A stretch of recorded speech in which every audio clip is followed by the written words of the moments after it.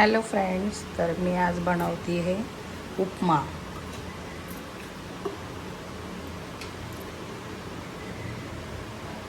थोडंसं तेल टाकते रवा भाजण्यासाठी।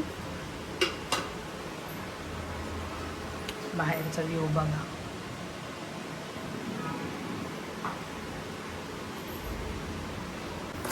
ते माहीत नाही कोण कोण कसं करतं, पण मी असं करते आणि मला माझ्याच हाताचा उपमा खूप आवडतो। कोणी कोणी उपमा बोलतं, तर कोणी उपीट बोलतं। आम्ही तर शक्यतो उपीटच बोलतो। पहिल्यांदा रवा भाजायचा। काना झोपलाय, त्याला खाऊ वगैरे घातलं।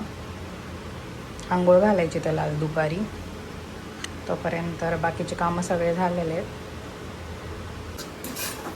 थोडासा लाल होईपर्यंत त्याला भाजायचा। कोणी कोणी लसूण पण टाकतात, तर मला लसूण नाही आवडत, कारण लसूण टाकला ना तर दिवसभर तसाच तोंडामध्ये स्मेल राहतो, त्याच्यामुळे मला लसूण नाही आवडत। जास्त पण लाल नाही करायचा, नाहीतर खाली काळा झाला ना तर तो चांगला लागत नाही खायला। So medium.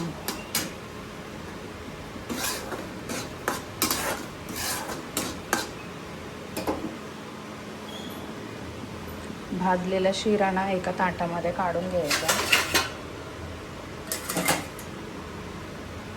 कांदा आणि मिरच्या टाकल्या ना, मग त्याच्यामध्ये मीठ टाकायचं। मीठ टाकलं ना तर ते मिरचीमध्ये जातं ना मीठ, आणि कांदा पण चांगला परतला जातो।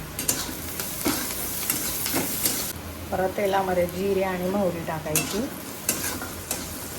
तर कांदा चांगला लालसर असा परतला आहे, त्याच्यामध्ये लगेच कोथिंबीर टाकायची। तेलामध्येच कोथिंबीर टाकायची, खायला पण चांगलं लागतं। मला वरतून कोथिंबीर अजिबात नाही आवडत।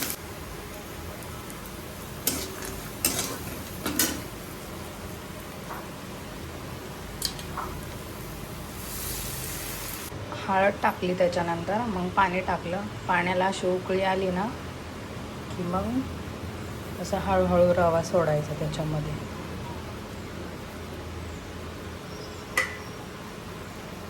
आणि मग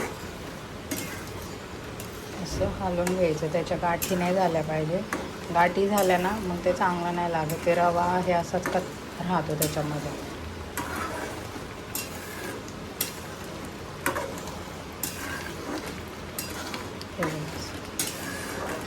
पाणी जास्त टाकलं ना की मग गाठी होत नाहीत।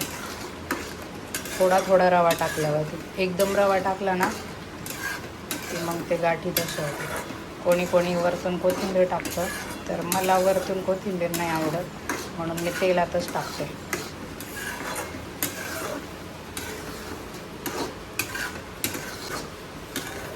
हा बारका रवा आहे, म्हणजे बारीक रवा आहे ना, तर त्याच्यामुळे हे थोडंसं आपल्याला पातळच दिसणार। मोठा रवा असला की ते घट्ट होतं उपीट, तर मला नाही आवडत ते। मला असंच उपीट आवडतं। थोडंसं गार झालं ना की मग ते होतं व्यवस्थित बरोबर। आता ह्याला आपण 5 मिनटं असंच ठेवूया। उपमा आपला रेडी झालेला आहे, खायला पण घेतला आहे। तर तुम्हाला सांगते कसा झाला आहे त्याची टेस्ट। थोडंसं लिंबू पिळायचं त्याच्यावरती। छान झाला आहे, पण थोडंसं मीठ कमी आहे, कारण मी मीठ जास्त टाकत नाही, थोडंसं कमीच टाकते। तर एकदा तुम्ही पण ट्राय करा नक्की, आणि मला कमेंट करून सांगा की कसा झाला आहे। चलो बाय बाय।